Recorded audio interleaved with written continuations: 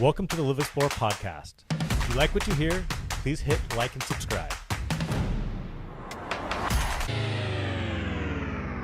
Hi, I'm Sean Payne, principal and founder of LivXplore Real Estate and Lifestyle. Today I have with me our founding agent, Isaiah Chass, and we have Steve Abbs of Davidon Homes and Peter Cohn of the Kelly Creek Project. Thank you for joining us today, guys. Thanks, man. Thank you so much for having us. This is a really cool podcast. Today we're going to talk about how a local builder here has worked with a local nonprofit to kind of create a win-win-win for a new housing project and to expand a local park as well. So I want to go through really quickly Davidon Homes. Davidon. I'm sorry. Davidon Homes is a privately held, award-winning home builder with a widely recognized reputation for combining old-world craftsmanship with new-world innovation.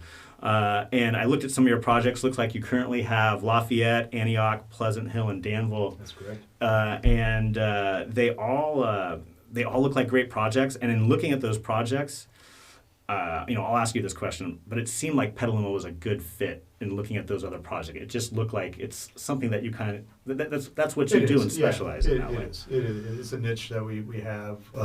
We do tend to pick more of the more challenging projects to entitle, obviously, but at the end of the day, we turn out some spectacular, neighborhoods for families, for many futures, decades to come. So, that's kind of what we do. Right.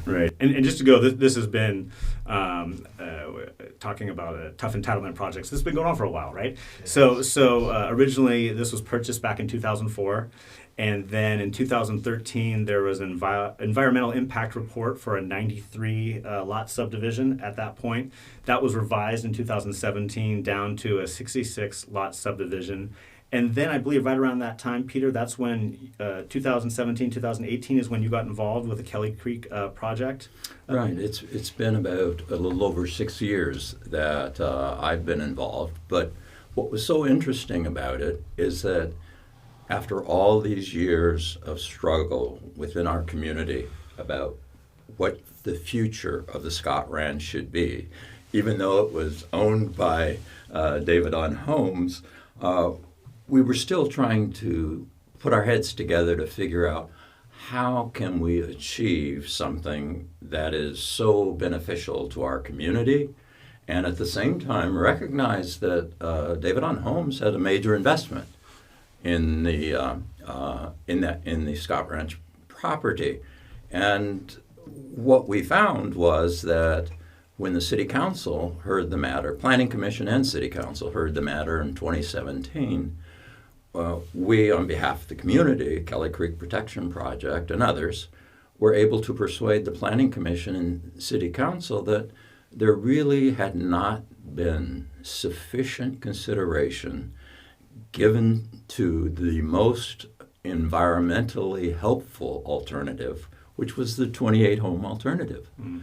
And as I recall, Steve, after at the end of that meeting, we said, might there not be a way for us to get together and have a coming together, meeting of the minds, and work out a resolution that would both recognize Davidon's entitlement to a return on their investment, but at the same time get as much of the ranch for Sonoma County Regional Parks to expand Helen Putnam Park from a 216-acre park to have as much as we could possibly get. So there were three major areas that we asked Steve on behalf of Davidon.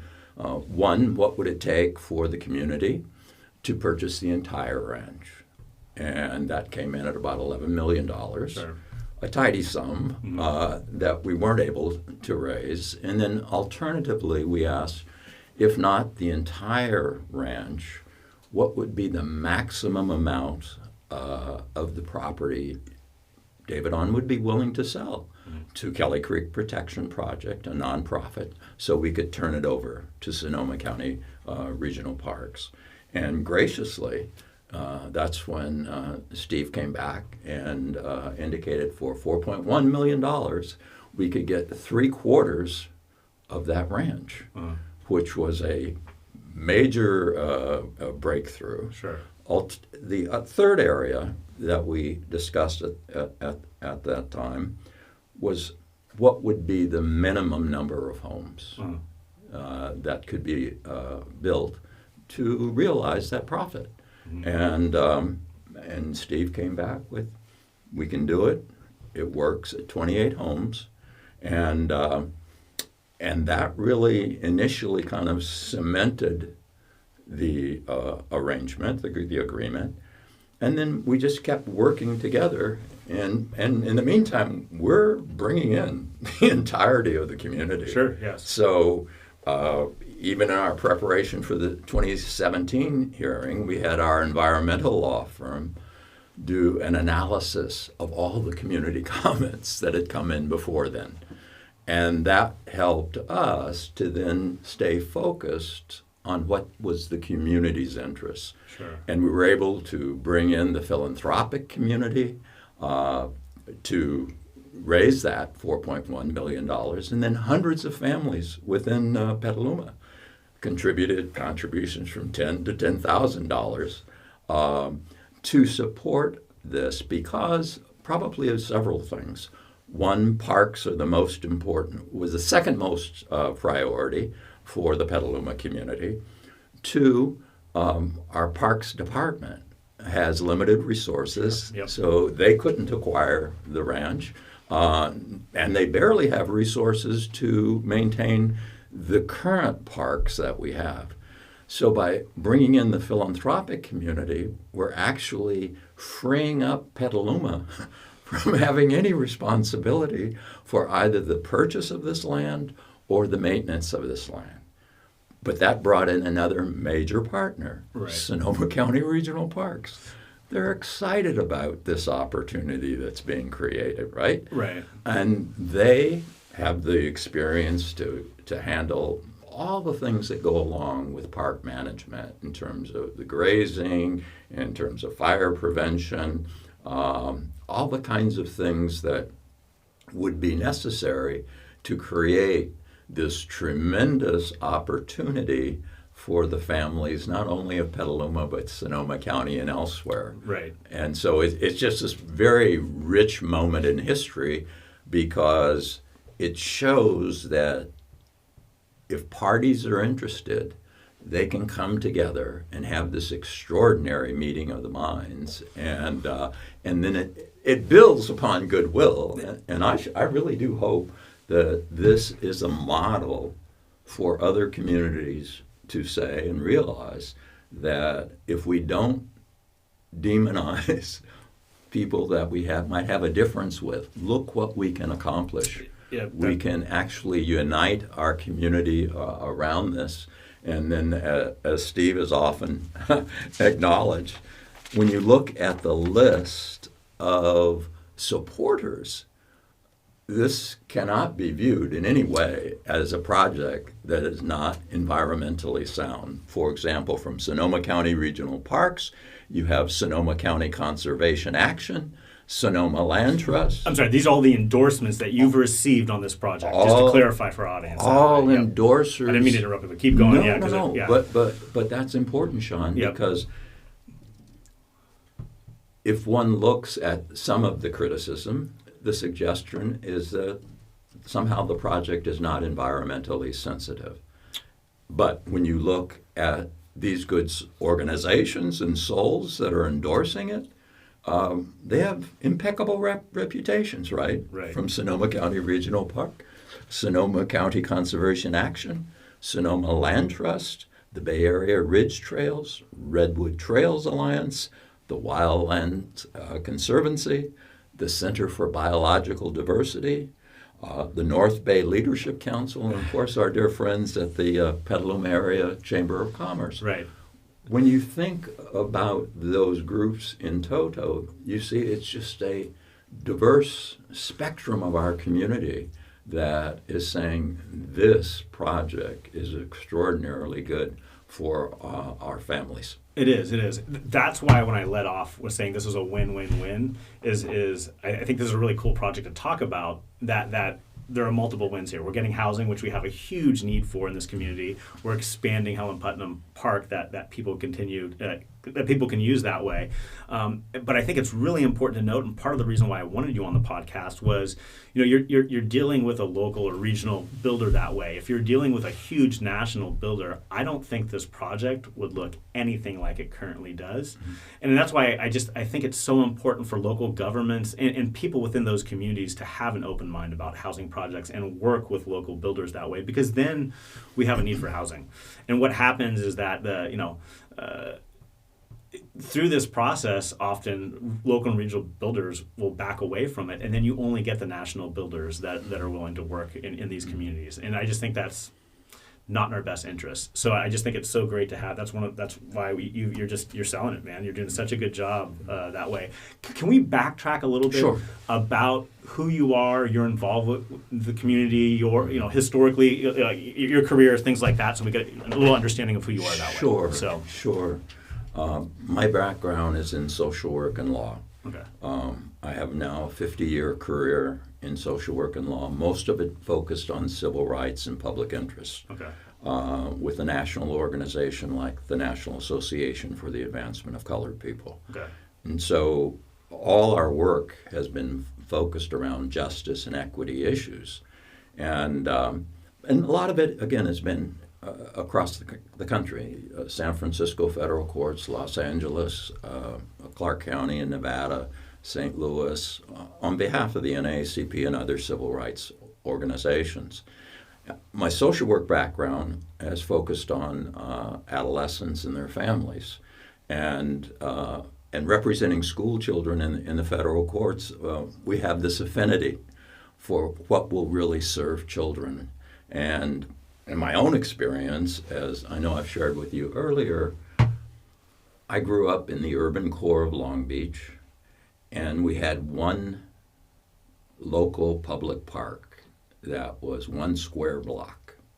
We thought, as a child growing up there, it was huge. It had a playground, had a library. The librarian loved to read with us and, stimulate our interest in reading. And I found that to be a very profound influence on my life. And so my social work and civil rights work is a continuation of that. And so I come from it from a perspective that if I could so richly benefit from that 1 square block park, can you only imagine what our children here in Petaluma would experience from a 47-acre expansion of Helen Putnam Park that would take the 216-acre park, that's a bit of a distance for our children to reach, and bring it down into the community. What an extraordinary win. And so in the course of our work here, we do, as we've done in other communities, we go to the Petaluma City Schools and ask them who really reaches out to the low-income families, particularly on the east side of our community, the Latino community. Who does that best? And they told us, well, it's the Family Resource Center of Petaluma City Schools.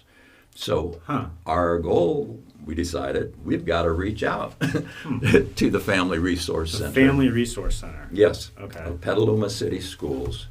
And while we're partnering with Sonoma County Regional Parks, we find there are low-income park passes that are available that low-income families can utilize to not only experience Helen Putnam, but all the 50 to 60 regional parks in our county.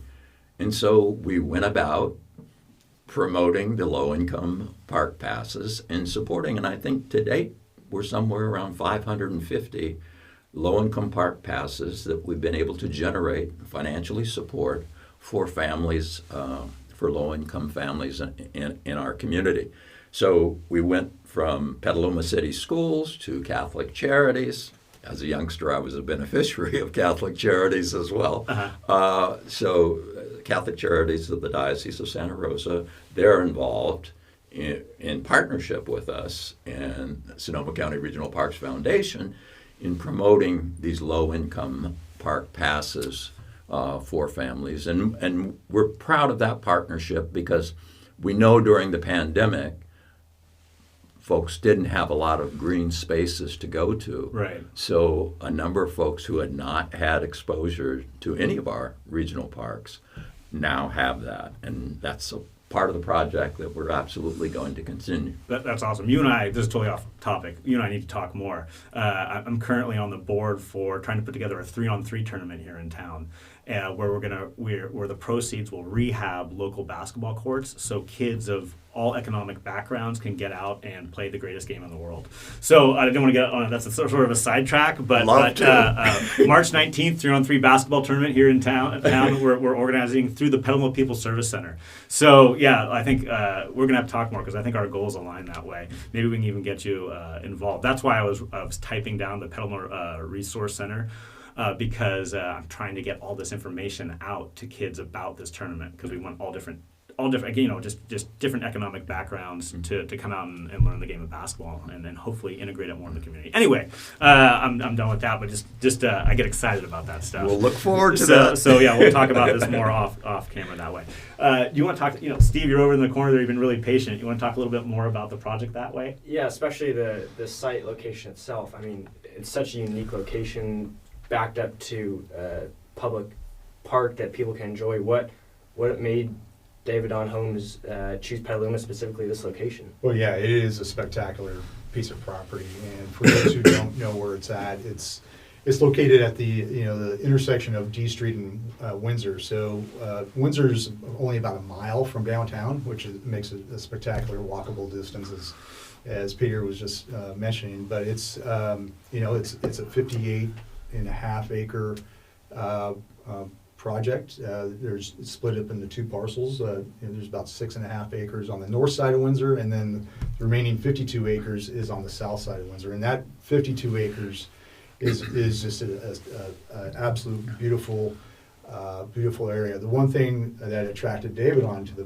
project when we bought it is that it was already legally designated for housing. Mm-hmm. So as it is today, the minimum allowable housing on this house, on this property is 28, and the maximum is 110. So we ended up with a deal that we struck with Kelly Creek Protection Project is to actually have the absolute allowable minimum number of houses on. We can't go lower than that per the general plan.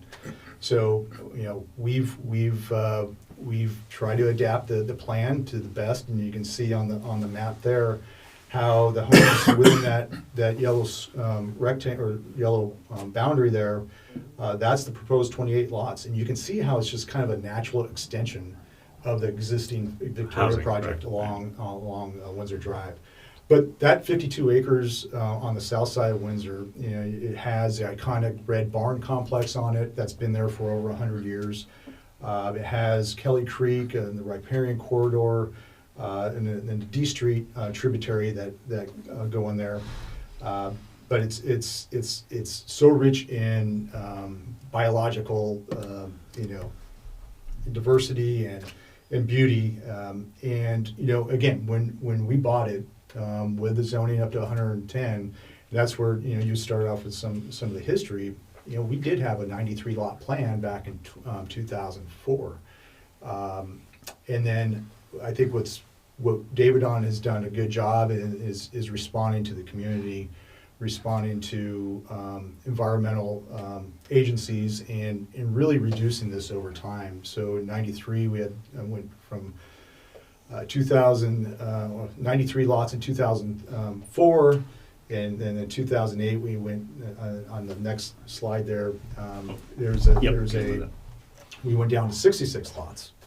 And that was in response to the new general plan that the city put out forward, which required us to have a setback from the urban boundary line, setback from D Street, and then also we met with the resource agencies to reduce that even further. And then 2017 was the pivot point when Kelly Creek Protection Project got involved. And going back to what Peter says, I have so much respect for Peter, Greg Colvin with Kelly Creek Protection Project, because they're doing this for the benefit of the community. Right. They get nothing out of it, and their commitment and their just their pure commitment to making this thing happen has been so impressive, and it's come a long way. So. And Steve, if I might, and thank you for those gracious comments. I think it's important, and I know we've talked about it earlier, but the director of Kelly Creek Protection Project, another lawyer, another public interest lawyer, Greg Colvin, is the glue that holds all of this together on behalf of the community, and I would be remiss in not sharing with you a little bit about his background. Yeah, please expand on who he is. He's a gentleman who has dedicated his career to assisting nonprofits and 501c3 and C4 organizations, both locally and nationally. And he has been such a link to the philanthropic community. So it's that connection that he has with the philanthropic community and the overall leadership that he's demonstrated. I mean, the American Bar Association just a couple years ago awarded him the Vanguard Award for his service to charitable organizations. So he's a phenomenal lawyer, a person I've known for now about 23 years. We've collaborated together on civil rights projects, but I would be very remiss in not acknowledging his extraordinary leadership. And it does underscore that you can build, even as you're thinking about building with respect to the basketball activity, you can build on these relationships if you keep an open mind to the possibilities, and that's what Greg has done, and I think that's what Steve has seen, right? From the very beginning when we sat down to meet about whether or not we could come together, have a meeting of the minds. And Greg was there, I happened to be there, and we achieved that, a trust, a meeting of the minds, and there'll be more to say about the generosity as well of Steve on behalf of Davidon Homes too. At some point we'll need to focus on that, because that has been equally rich, and we do appreciate it. Okay. But yeah, in addition to obviously it being a great piece of property, who doesn't want to live in the city of Petaluma? It's such a great town. So that's what we had our eyes on 2 decades ago, and again, hopefully we can have the opportunity to build these homes and have new single family homes for new families to move into them. So. Yeah, no, that, like I said, it's much needed. Yeah. I apologize, you may have already talked about this. You two are obviously from very different backgrounds, and for most projects typically don't come together to work towards a common goal. How exactly did you get connected on this? Well, Peter and Greg were always on the opposition side of the project, and it did come down to that 2017 public hearing point where they stirred up the community. We thought we had a good plan going in with a 66 lot plan. They stirred up legitimate concerns, and City Council at that time said, "Hey, you know what?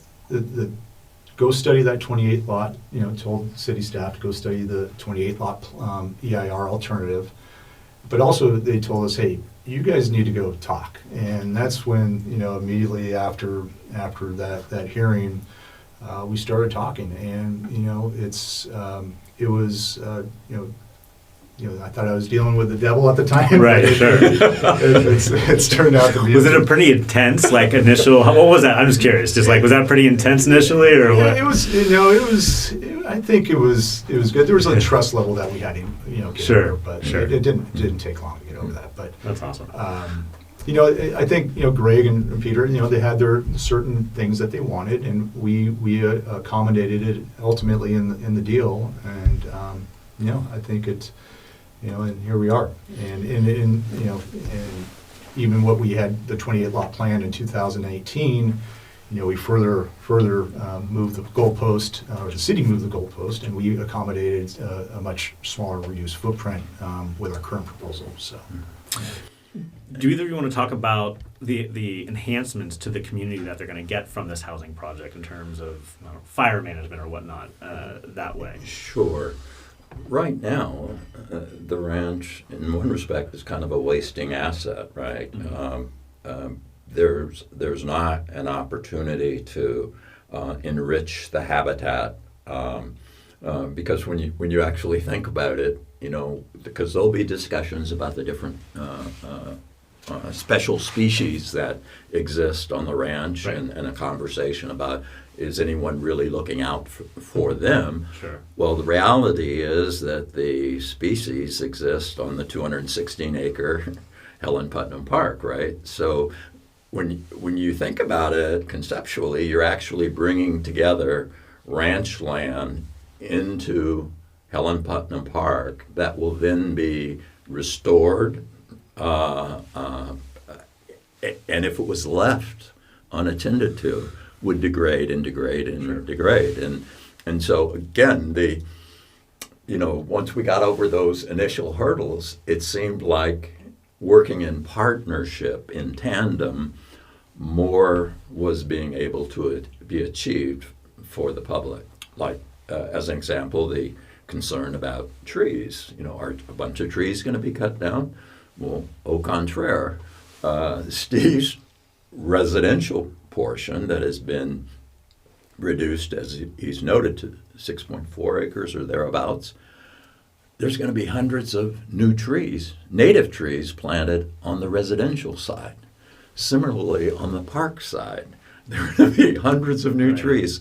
So when people think about the creation of this new green canopy and the ability to absorb carbon, that's a huge benefit, right, to the community. Right now, the access to the area of Windsor and D Street by all commentators is a bit dangerous, right? Right.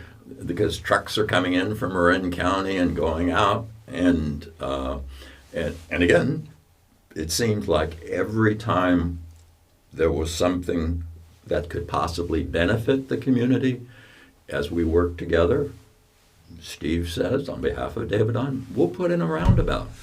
The roundabout that will go in is huge because it will calm traffic and make it safe for families with strollers to go into that park area. People who have mobility issues in wheelchairs are going to be able to wheel into it. Our overall housing plan in Petaluma calls for a lot of infill housing, right? Right. Yeah. Near the bus station, the train Certainly. station. So we have a ton. We'll call it a ton of homes in construction right now, and homes that are being planned for along the infill corridor mm-hmm. of our town. Now, where else would they get this extraordinary green space but for an expansion of Helen Putnam Park, right? And to make that easy, so the traffic calming that will happen is huge. It won't just be the roundabout. Right. It'll be the left and right turn lanes along D Street into the new parking lots that are proposed. And this is, again, just an example of, in working together, we said, well, goodness, you're going to be doing infrastructure for 28 homes. Right. Maybe you could help us with these new parking lots. at the north, at the top end, and in the lower end. Increasing access. Yes. And I just want to nail this point home, why this is so important, because, again, I grew up here Yes. in town, and Helen Putnam existed when I grew up. It was all dirt trails, and so none of those homes existed, and so it was like just farmland. Like you kind of ran through a couple couple ranches quickly. Hopefully the rancher didn't see you, and then you like went on the back end through Helen Putnam that way. Only there was very few people that could enjoy Helen Putnam. It was basically the trails that exist now are paved, so more people can do it. But it was basically in its same kind of configuration. But it was very hard to enjoy. It was used so little by the community that when I was like, I don't know if I should say this, 11, 12, 13, it was common for like me and a couple of buddies, we'd go up in there and camp.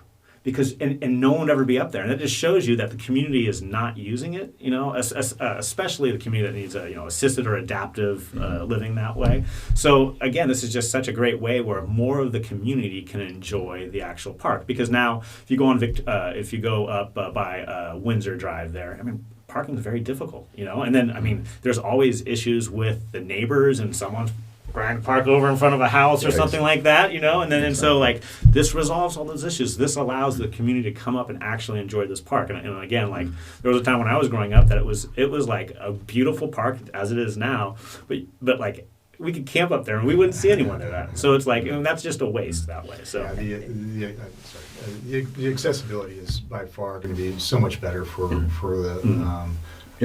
people downtown or whatever. Because we are installing an additional 800 feet of sidewalk that's missing on D Street, so they'll make that connection all the way up to D Street, on D Street all the way up to Windsor, to the roundabout that Peter just described.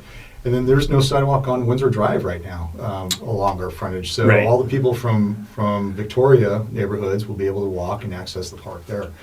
There will be an upper parking lot right at our two streets there, and a switchback that you can actually access the trails at that point too. But so absolutely. And to backtrack on the environmental enhancements that Peter was just going over, the property is deteriorating. It's been grazed by cattle for decades, if not centuries, and you can see there's meandering gullies that are eroding on the site, and in fact, in these last rains that we just had,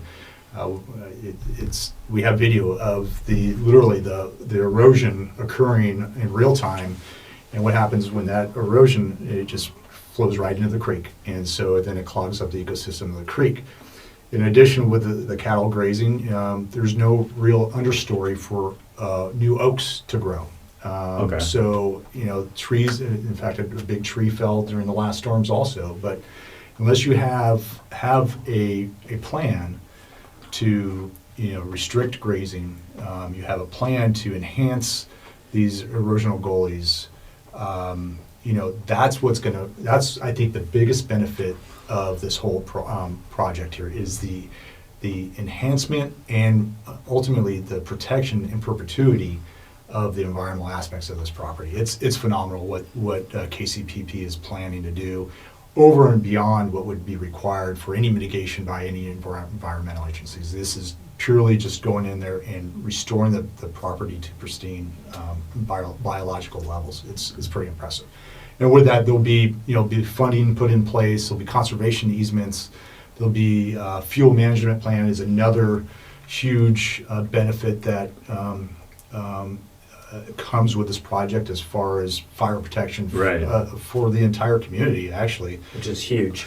Especially in that area. I'm sorry, go ahead. Just from there's no surprise Sonoma County has suffered greatly from devastating firestorms. So for a large piece of land to be maintained well for fire management is huge. Well, and it's kind of like the last defensible space. If a fire were to come over that way, that's where it needs to be held off before it reaches the city that way. So. And the very trails that Sonoma County Regional Parks wants to see provide the fire breaks. Really? So the North Trail, the fire trucks can get in, and that's huge. So it's not about making trails over the local creatures, right? Right.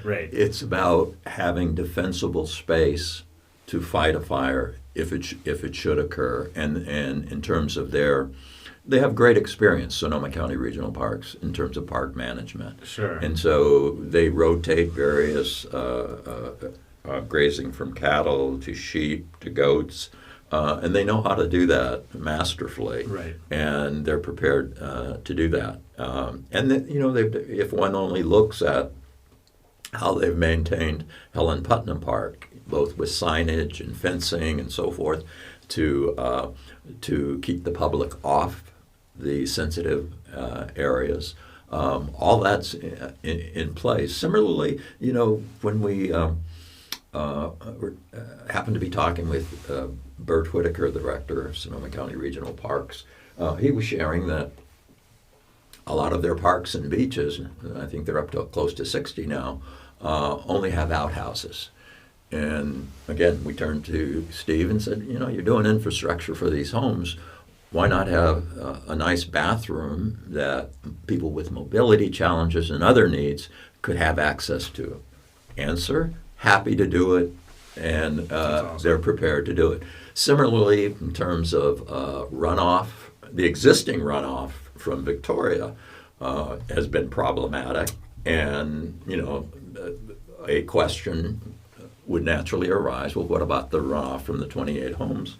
So Steve came forward, we'll do infiltration basins. And so not only will that benefit, more to your question about how does the community benefit, it'll capture runoff not only from the 28 homes, but also added runoff from Windsor that is really becoming from Victoria, right?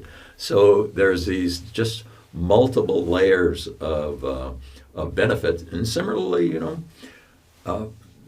families like to have an area, green space to go to Sure. with their families to picnic and so forth. So that's included.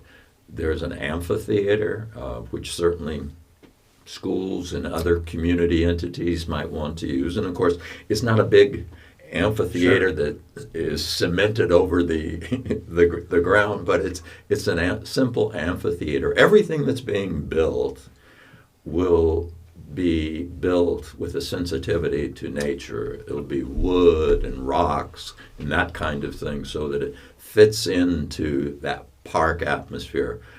There was one very false claim that suggested the project was going to be Disneyland and that plastic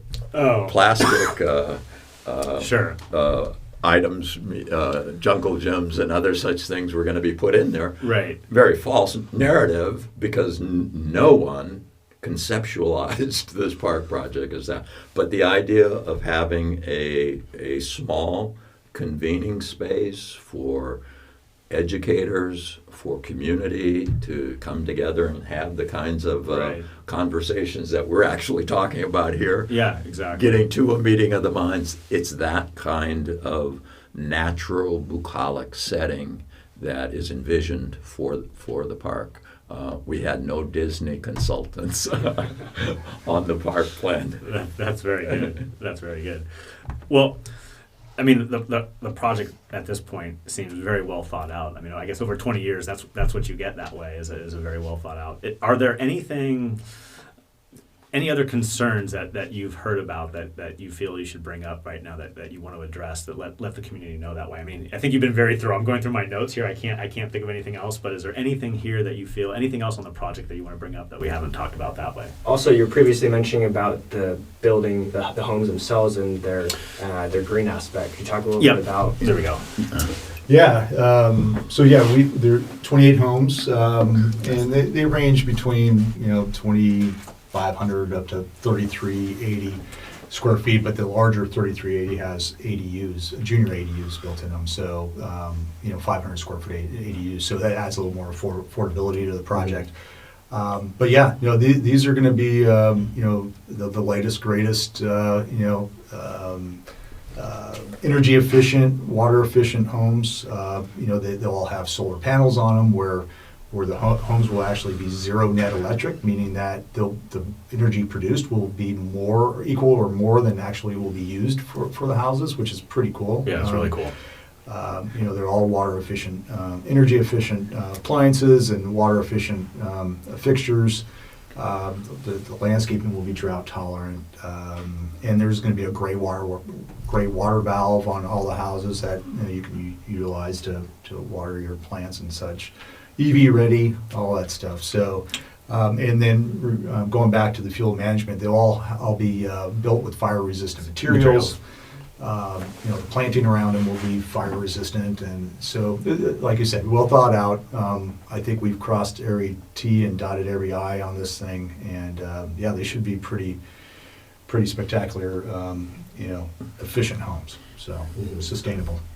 Yeah, absolutely, and I guess for full disclosure, almost anything over time, over this really 20-year period that the community has raised, has been considered. And we're proud of their work. I think in many respects, Steve and Davidon have been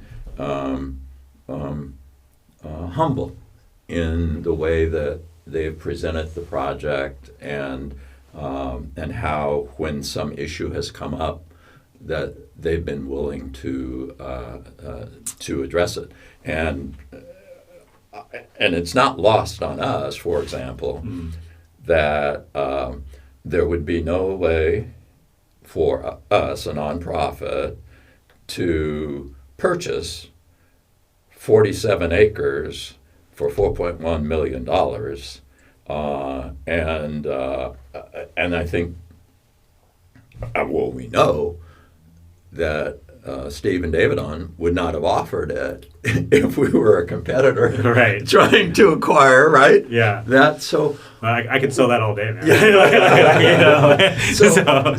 So there has to be an appreciation that this extraordinary agreement is a gift.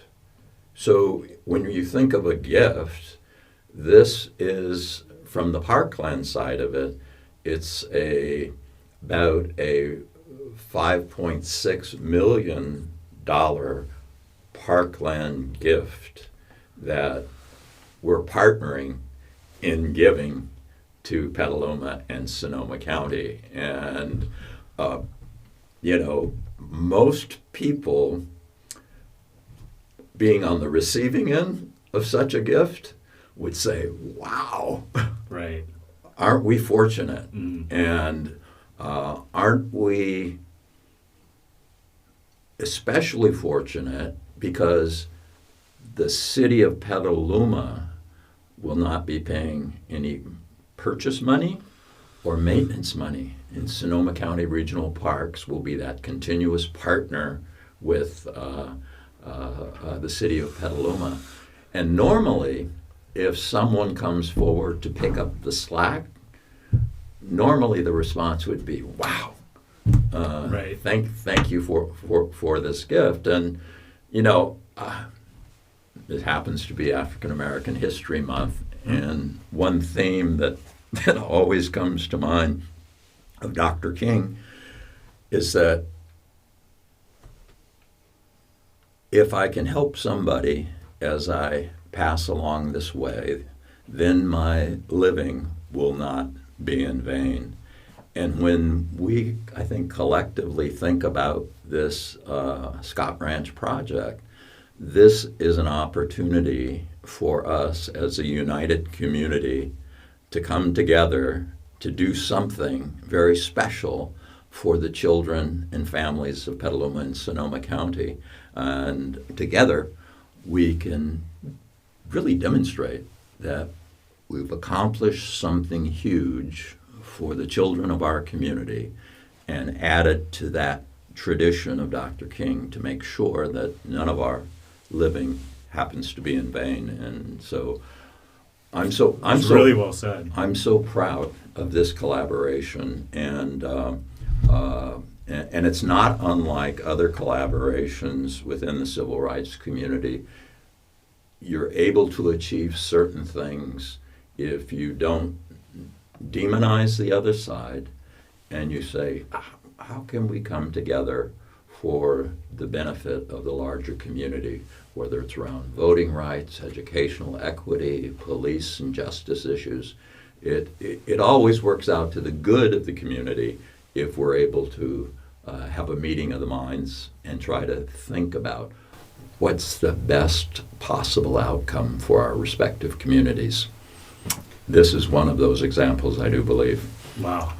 Yeah, and I think, and you know, one party that we haven't given a lot of credit today so far is Sonoma County Regional Parks. You know, there's a lot that they've committed to. You know, it's, you know, taking land is maybe seen as a gift, but in their eyes, hey, this is a financial burden going Right. forward, and they are stepping up, and they want. You know, they want to see that extension to the park. They see so much value to having that so much closer to this, you know, city center, but again, a lot of credit goes to that group for stepping up and taking this on. So, Well, we said it before, but it's clearly a very unique project and definitely well thought out. On the 27th, it's not this coming Monday, but the Monday after, you're having a city council meeting. yes, yeah, we got planning commission approval for recommendation of approval to council back on August 9th, and we've been trying to get on a council hearing. This is the first one we've been able to make happen. So yeah, February 27th is hopefully when council will be making the final decision on this project. And yeah, so we're crossing our fingers. We're going to get across the finish line here. So. And will the public be able to attend that? Where can they go? What time? Obviously, this will be aired prior to that, so if people want to learn more. Right. And there's probably three major online resources, but the time for the meeting will be at City Hall at 6:30 at 11 English, and the doors should open 15 minutes or half hour before that. But for the Kelly Creek Protection Project, it's www.extendputnampark.org. For the city of Petaluma, it's www.cityofpetaluma.org/Scott Ranch. And for Davidon Homes, it's www.scottranch.net. And with those three sources, there's a lot of history. There's wonderful articles written about the project, news articles as well, editorials. And as you will see, the consensus of the community, not only in letters of support coming out to hearings, but in terms of financial support, this community has stood up and said, this is something that we want. And we're happy to represent their voices before the City Council on February the 27th at 6:30. Yeah, and it is a hybrid also. The council's still having hybrid Meetings. so you can attend via online. Okay. I think Yeah. you can go on the websites and get those links also. But you know, for those who support this project, we'd love to have you attend and voice your support. You know, the council members who support it usually like some backing behind their Sure. decisions. So. Sure. And the agenda should be posted by next Tuesday. Okay. Next Tuesday. Okay. And so the agenda with all the supporting documentation will be there. We'll be sure to locate that and blast that out Yeah. too. Excellent. That way. Great. And of course, you gentlemen are more than welcome. Well, I can't speak to everyone, but I will be there. So yeah, I will certainly be there. Well, is there anything else that you guys want to talk about with the project? Last chance before we wrap it up. I mean, you guys have gone through it really well. I mean, what a cool. I'm more impressed with the project now than when we first started the podcast, and doing my research on it. I was really impressed that way. Yeah. So, but just how you guys came together is just really cool. You don't see that very often. No. Really, I don't know if I've ever heard of a project that No. something like that. Yeah. Well, yeah, and you know, first of all, just thank you again for having us here. But yeah, when you have a project that's at the absolute minimum density and preserving 89% of the property and providing such spectacular public benefits, accessibility, traffic flow at the roundabout, the phenomenal park. I don't know what else we can do. So, but again, hopefully we're there, and it's a great project, and let's get it done here. So. Yeah, the community needs it. And on that note, I'm Sean Payne, principal and founder of LivXplore Real Estate and Lifestyle. Thank you very much for joining us today. If you like this episode, please hit like and subscribe so you can see future episodes. Steve, Peter, thank you so much. This is such a great podcast. I just really appreciate you guys coming on here and giving us the chance to learn about it. I just thank you so much. It's a great project. And Isaiah, as always, thank you for joining us. Thank you, guys. Until next time. Welcome to the LivXplore Podcast. If you like what you hear, please hit like and subscribe.